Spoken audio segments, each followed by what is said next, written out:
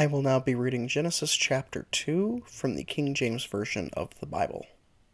Thus the heavens and the earth were finished, and all the host of them. And on the seventh day God ended his work which he had made, and he rested on the seventh day from all his work which he had made. And God blessed the seventh day, and sanctified it, because that in it he had rested from all his work which God created and made. These are the generations of the heavens and the earth, when they were created. In the day of the Lord God made the earth and the heavens. And every plant of the field before it was in the earth, and every herb of the field before it grew. For the Lord God had not caused it to rain upon the earth, and there was not a man to till the ground. But there went up a mist from the earth, and watered the whole face of the ground. And the Lord God formed man of the dust of the ground, and breathed into his nostrils the breath of life, and man became a living soul. And the Lord God planted a garden eastward in Eden, and the Lord God planted a garden eastward in Eden, and there he put the man whom he had formed. And out of the ground made the Lord God to grow every tree that is pleasant to the sight, and good for food, the tree of life also in the midst of the garden, and the tree of knowledge of good and evil. And a river went out of Eden to water the garden, and from thence it was parted, and became into 4 heads. The name of the first was Pison. That is it which compasseth the whole land of Havilah, where there is gold. And the gold of that land is good. There is bdellium and the onyx stone. And the name of the second river is Gihon. The same is it that compasseth the whole land of Ethiopia. And the name of the third river is Hiddekel. That is it which goeth toward the east of Assyria. And fourth the river is Euphrates. And the Lord God took the man and put him into the garden of Eden to dress it and to keep it. And the Lord God commanded the man, saying, Of every tree of the garden thou mayest freely eat, but of the tree of the knowledge of good and evil thou shalt not eat of it. For in the day that thou eatest thereof thou shalt surely die. And the Lord God said, It is not good that the man should be alone. I will make an help for him. And out of the garden the Lord God formed every beast of the field, and every fowl of the air, and brought them unto Adam to see what he would call them. And whatsoever Adam called every living creature, that was the name thereof. And Adam gave names to all the cattle, and to the fowl of the air, and to every beast of the field.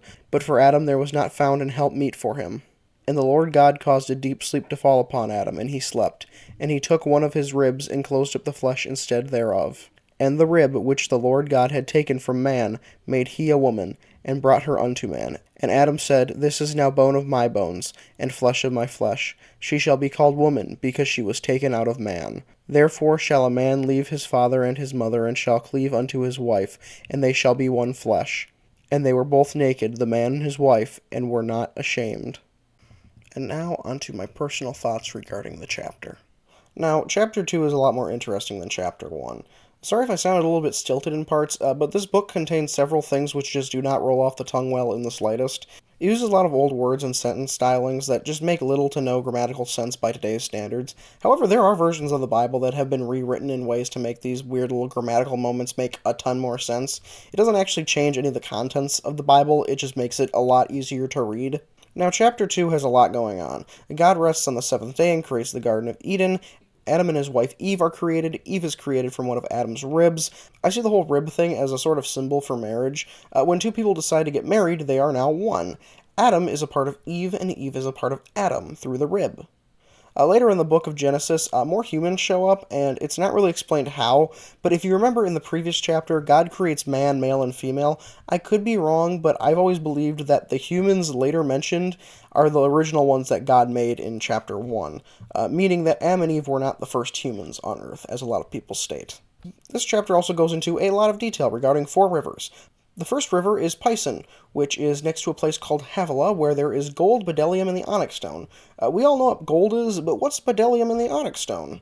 Bdellium is a type of gum resin, and onyx is a type of stone. That's actually pretty cool looking. Here's a picture.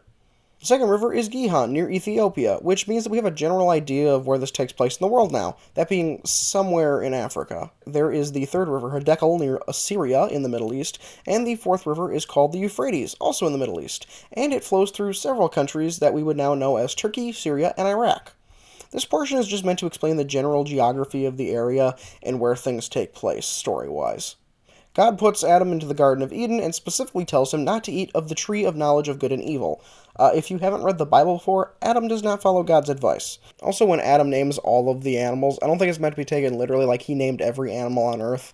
God only put plants that were pleasant to sight, smell, and taste in Eden, so it can also be assumed that God only put animals that were pleasant to sight, smell, and taste in Eden, which means that there's going to be a lot of animals missing just because they're poisonous, or they're dangerous, or they're just not that great to have in there.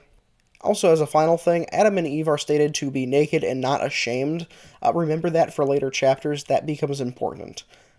And that was chapter 2 of the book of Genesis, as well as my thoughts and interpretations regarding the passages. See you tomorrow, and I hope you had fun.